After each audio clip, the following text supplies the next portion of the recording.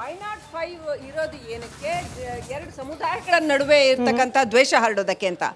ಆದರೆ ಇಲ್ಲಿ ಹಾಕಿರ್ತಕ್ಕಂಥ ಕೇಸ್ ಏನು, ನಾವು ಪ್ರಸಾರ ಮಾಡಿದ ಸುದ್ದಿ ಏನು, ಅದು ಆ್ಯಂಬುಲೆನ್ಸ್ಗೆ ಸಂಬಂಧಪಟ್ಟಿದ್ದು ಮತ್ತು ಮುಖ್ಯಮಂತ್ರಿಗಳ ಕಾನ್ವಾಯ್ ಆ್ಯಂಬುಲೆನ್ಸ್ ವಿಚಾರಕ್ಕೆ ಸಂಬಂಧಪಟ್ಟಂಥ ಒಂದು ಕೇಸು.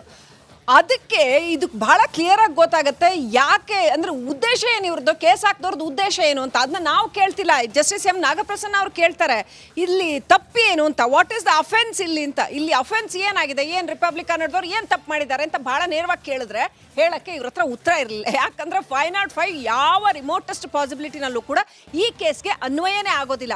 ಅಂಥ ಯಾವ ಪ್ರಕರಣದಲ್ಲೂ ನೀವು ಭಾಳ ಕರೆಕ್ಟಾಗಿ ಹೇಳ್ದಂಗೆ ಸ್ಮಿತಾ, ಬೇರೆ ಯಾವ ಪ್ರಕರಣದಲ್ಲೂ ರಿಪಬ್ಲಿಕ್ ಕನ್ನಡ ಯಾವ ತಪ್ಪನ್ನು ಮಾಡಿಲ್ಲದೆ ಇರೋದ್ರಿಂದ ಸತ್ಯ ಹೇಳ್ತೀವಿ, ನಾವು ನಿರ್ಭೀತಿಯಿಂದ ಸತ್ಯ ಹೇಳ್ತೀವಿ.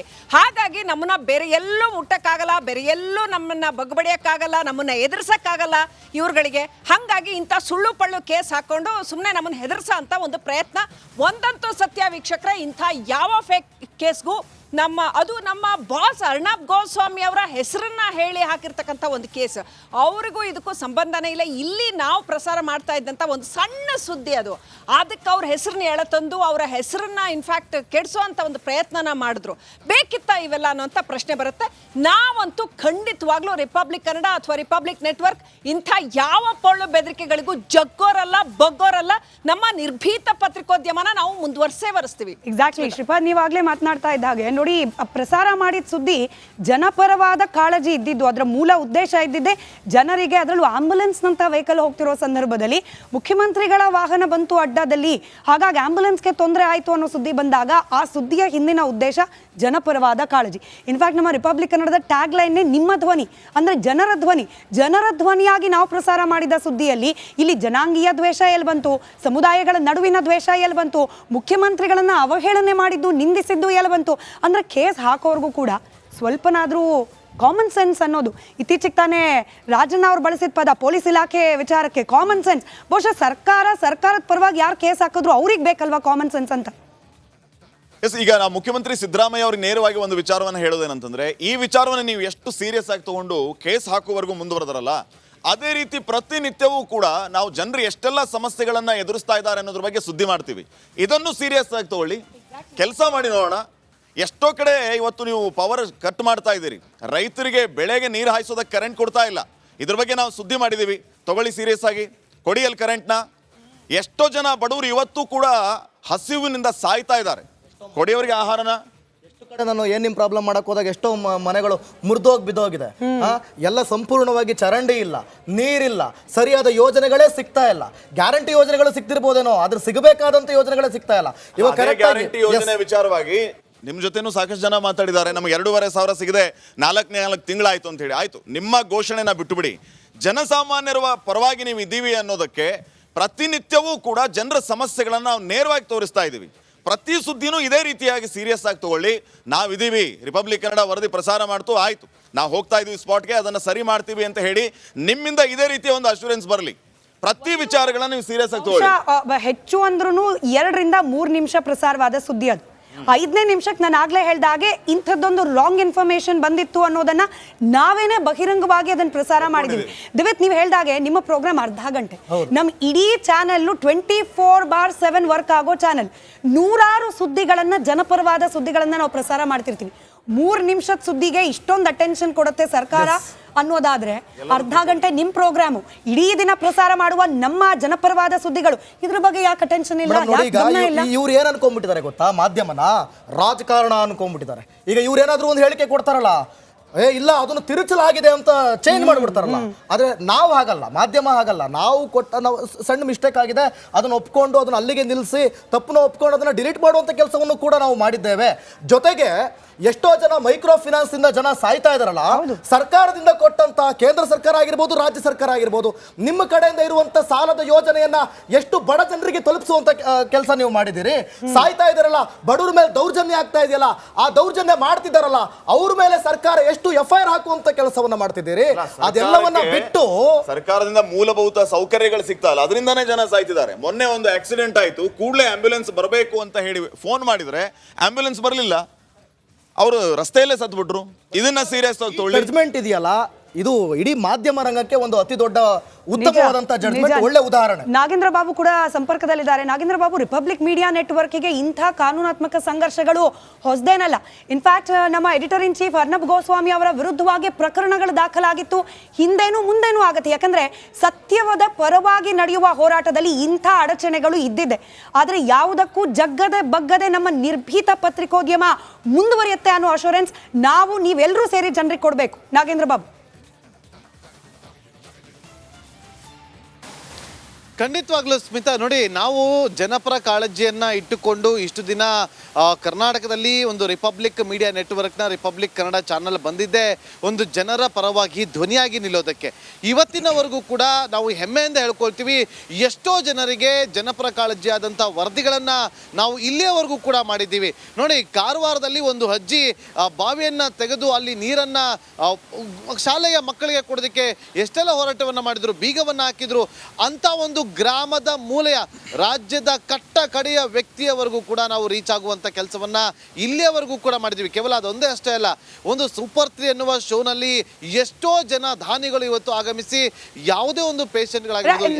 ನಾಗೇಂದ್ರ ಸಂಪರ್ಕದ 505 ಇರೋದು ಏನಕ್ಕೆ, ಎರಡು ಸಮುದಾಯಗಳ ನಡುವೆ ಇರ್ತಕ್ಕಂಥ ದ್ವೇಷ ಹರಡೋದಕ್ಕೆ ಅಂತ. ಆದರೆ ಇಲ್ಲಿ ಹಾಕಿರ್ತಕ್ಕಂಥ ಕೇಸ್ ಏನು, ನಾವು ಪ್ರಸಾರ ಮಾಡಿದ ಸುದ್ದಿ ಏನು, ಅದು ಆ್ಯಂಬುಲೆನ್ಸ್ಗೆ ಸಂಬಂಧಪಟ್ಟಿದ್ದು ಮತ್ತು ಮುಖ್ಯಮಂತ್ರಿಗಳ ಕಾನ್ವಾಯ್ ಆ್ಯಂಬುಲೆನ್ಸ್ ವಿಚಾರಕ್ಕೆ ಸಂಬಂಧಪಟ್ಟಂಥ ಒಂದು ಕೇಸು. ಅದಕ್ಕೆ ಇದು ಬಹಳ ಕ್ಲಿಯರಾಗಿ ಗೊತ್ತಾಗುತ್ತೆ ಯಾಕೆ ಅಂದರೆ ಉದ್ದೇಶ ಏನು ಇವ್ರದ್ದು, ಕೇಸ್ ಹಾಕಿದವ್ರದ್ದು ಉದ್ದೇಶ ಏನು ಅಂತ. ಅದನ್ನ ನಾವು ಕೇಳ್ತಿಲ್ಲ, ಜಸ್ಟಿಸ್ ಎಂ ನಾಗಪ್ರಸನ್ನ ಅವ್ರು ಕೇಳ್ತಾರೆ ಇಲ್ಲಿ ತಪ್ಪು ಏನು ಅಂತ, ವಾಟ್ ಈಸ್ ದ ಅಫೆನ್ಸ್ ಇಲ್ಲಿ ಅಂತ. ಇಲ್ಲಿ ಅಫೆನ್ಸ್ ಏನಾಗಿದೆ, ಏನು ರಿಪಬ್ಲಿಕ್ ಕನ್ನಡದವ್ರು ಏನು ತಪ್ಪು ಮಾಡಿದ್ದಾರೆ ಅಂತ ಭಾಳ ನೇರವಾಗಿ ಕೇಳಿದ್ರೆ ಹೇಳೋಕ್ಕೆ ಇವ್ರ ಹತ್ರ ಉತ್ತರ ಇರಲಿಲ್ಲ. ಯಾಕಂದರೆ 505 ಯಾವ ರಿಮೋಟೆಸ್ಟ್ ಪಾಸಿಬಿಲಿಟಿನಲ್ಲೂ ಕೂಡ ಈ ಕೇಸ್ಗೆ ಅನ್ವಯನೇ ಆಗೋದಿಲ್ಲ. ಅಂಥ ಯಾವ ಪ್ರಕರಣದಲ್ಲೂ, ನೀವು ಭಾಳ ಕರೆಕ್ಟಾಗಿ ಹೇಳ್ದಂಗೆ ಸ್ಮಿತಾ, ಬೇರೆ ಯಾವ ಪ್ರಕರಣದಲ್ಲೂ ರಿಪಬ್ಲಿಕ್ ಕನ್ನಡ ಯಾವ ತಪ್ಪನ್ನು ಮಾಡಿಲ್ಲ ಇರೋದ್ರಿಂದ ಸತ್ಯ ಹೇಳ್ತೀವಿ, ನಾವು ನಿರ್ಭೀತಿಯಿಂದ ಸತ್ಯ ಹೇಳ್ತೀವಿ.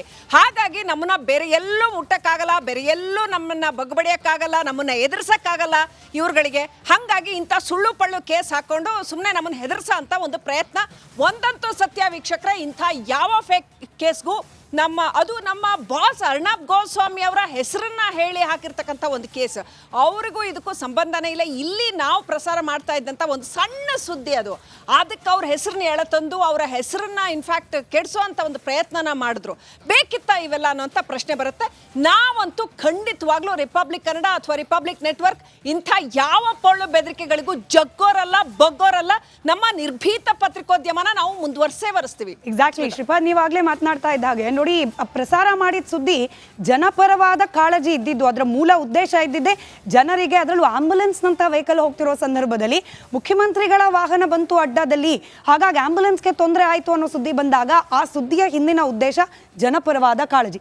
ಇನ್ಫ್ಯಾಕ್ಟ್ ನಮ್ಮ ರಿಪಬ್ಲಿಕ್ ಕನ್ನಡದ ಟ್ಯಾಗ್ ಲೈನ್ನೇ ನಿಮ್ಮ ಧ್ವನಿ, ಅಂದರೆ ಜನರ ಧ್ವನಿಯಾಗಿ ನಾವು ಪ್ರಸಾರ ಮಾಡಿದ ಸುದ್ದಿಯಲ್ಲಿ ಇಲ್ಲಿ ಜನಾಂಗೀಯ ದ್ವೇಷ ಎಲ್ಲಿ ಬಂತು, ಸಮುದಾಯಗಳ ನಡುವಿನ ದ್ವೇಷ ಎಲ್ಲಿ ಬಂತು, ಮುಖ್ಯಮಂತ್ರಿಗಳನ್ನ ಅವಹೇಳನೆ ಮಾಡಿದ್ದು, ನಿಂದಿಸಿದ್ದು ಎಲ್ಲಿ ಬಂತು. ಅಂದರೆ ಕೇಸ್ ಹಾಕೋರ್ಗೂ ಕೂಡ ಸ್ವಲ್ಪನಾದರೂ ಕಾಮನ್ ಸೆನ್ಸ್ ಅನ್ನೋದು, ಇತ್ತೀಚೆಗೆ ತಾನೇ ರಾಜಣ್ಣ ಅವ್ರು ಬಳಸಿದ ಪದ ಪೊಲೀಸ್ ಇಲಾಖೆ ವಿಚಾರಕ್ಕೆ ಕಾಮನ್ ಸೆನ್ಸ್. ಬಹುಶಃ ಸರ್ಕಾರದ ಪರವಾಗಿ ಯಾರು ಕೇಸ್ ಹಾಕಿದ್ರು ಅವ್ರಿಗೆ ಬೇಕಲ್ವಾ ಕಾಮನ್ ಸೆನ್ಸ್ ಅಂತ.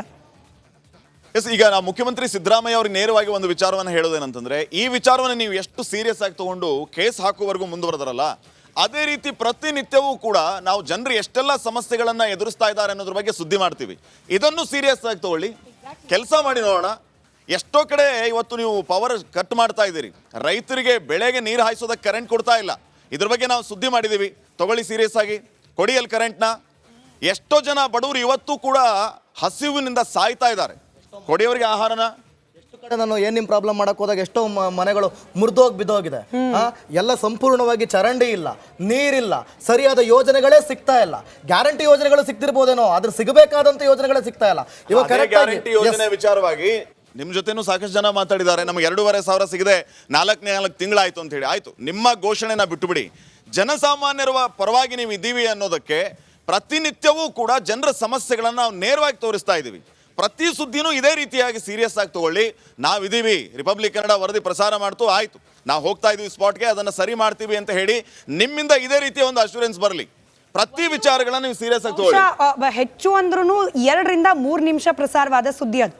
5ನೇ ನಿಮಿಷಕ್ಕೆ ನಾನು ಆಗ್ಲೇ ಹೇಳ್ದ ಹಾಗೆ ಇಂಥದ್ದೊಂದು ರಾಂಗ್ ಇನ್ಫಾರ್ಮೇಶನ್ ಬಂದಿತ್ತು ಅನ್ನೋದನ್ನ ನಾವೇನೆ ಬಹಿರಂಗವಾಗಿ ಅದನ್ನ ಪ್ರಸಾರ ಮಾಡಿದೀವಿ. ದಿವ್ಯತ್ ನೀವು ಹೇಳ್ದಾಗೆ ನಿಮ್ಮ ಪ್ರೋಗ್ರಾಮ್ ಅರ್ಧ ಗಂಟೆ, ನಮ್ಮ ಇಡೀ ಚಾನೆಲ್ 24/7 ವರ್ಕ್ ಆಗೋ ಚಾನೆಲ್. ನೂರಾರು ಸುದ್ದಿಗಳನ್ನ, ಜನಪರವಾದ ಸುದ್ದಿಗಳನ್ನ ನಾವು ಪ್ರಸಾರ ಮಾಡ್ತಿರ್ತೀವಿ. 3 ನಿಮಿಷದ ಸುದ್ದಿಗೆ ಇಷ್ಟೊಂದು ಅಟೆನ್ಷನ್ ಕೊಡುತ್ತೆ ಸರ್ಕಾರ ಅನ್ನೋದಾದ್ರೆ ಅರ್ಧ ಗಂಟೆ ನಿಮ್ ಪ್ರೋಗ್ರಾಮು, ಇಡೀ ದಿನ ಪ್ರಸಾರ ಮಾಡುವ ನಮ್ಮ ಜನಪರವಾದ ಸುದ್ದಿಗಳು, ಇದ್ರ ಬಗ್ಗೆ ಯಾಕೆ ಅಟೆನ್ಷನ್ ಇಲ್ಲ, ಯಾಕೆ ಗಮನ ಇಲ್ಲ? ಇವ್ರು ಏನ್ ಅನ್ಕೊಂಡ್ಬಿಟ್ಟಿದ್ದಾರೆ ಗೊತ್ತಾ, ಮಾಧ್ಯಮನ ರಾಜಕಾರಣ ಅನ್ಕೊಂಡ್ಬಿಟ್ಟಿದ್ದಾರೆ. ಈಗ ಇವ್ರು ಏನಾದ್ರೂ ಒಂದು ಹೇಳಿಕೆ ಕೊಡ್ತಾರಲ್ಲ, ಇಲ್ಲ ಅದನ್ನು ತಿರುಚಲಾಗಿದೆ ಅಂತ ಚೇಂಜ್ ಮಾಡಿಬಿಡ್ತಾರಲ್ಲ. ಆದ್ರೆ ನಾವು ಹಾಗಲ್ಲ, ಮಾಧ್ಯಮ ಹಾಗಲ್ಲ. ನಾವು ನಾವು ಸಣ್ಣ ಮಿಸ್ಟೇಕ್ ಆಗಿದೆ ಅದನ್ನು ಒಪ್ಕೊಂಡು ಅದನ್ನ ಅಲ್ಲಿಗೆ ನಿಲ್ಲಿಸಿ, ತಪ್ಪನ್ನು ಒಪ್ಕೊಂಡು ಅದನ್ನ ಡಿಲೀಟ್ ಮಾಡುವಂತ ಕೆಲಸವನ್ನು ಕೂಡ ನಾವು ಮಾಡಿದ್ದೇವೆ.